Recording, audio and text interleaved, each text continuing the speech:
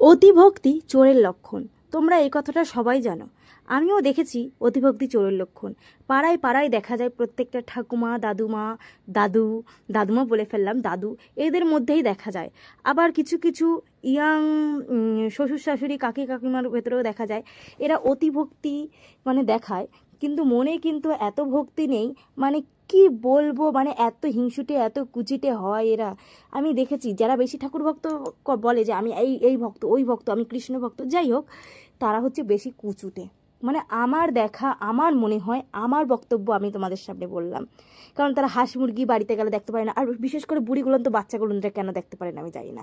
কোনো বাচ্চাকে এরা ভালো চোখে দেখতে পারে না, আর নিজের নাতি তো দূরের কথা, নিজের নাতিরা হয়তো দেখে, কিন্তু পাড়ার কাচ্চাগুলো একদম সহ্য করতে পারে না। কি আর বলবো এইসব ঠাকুমা দিদাগো, আর কি বলবো, পাড়ায় পাড়ায় দেখা যায়। আমাদের পাড়ায় তো ভর্তি। তোমাদের কাগো পাড়ায় এরম ঠাকুমা দিদিমা ঠাকুরদা আছে বলো তো? আমাদের পাড়ায় কিন্তু এরকম কুচুটে ঠাকুমা অনেক আছে। যাই হোক, মেন বিষয় হলো গিয়ে আজকের টপিকটাই হলো আমার এইটা, যে আমার মনের কথা তো সবসময় ওদেরকে বলে উঠতে পারি না, তাই তোমাদের কাছেই শেয়ার করি। আর কাদের কাছে শেয়ার করব, তোমরা ছাড়া তো আমাদের গতি নাই। মনের কথা তো এখানেই দুইটা বলা যায়, আবার বেশি বললে আবার তখন বদনাম হয়ে যাবে, এই হলো কথা।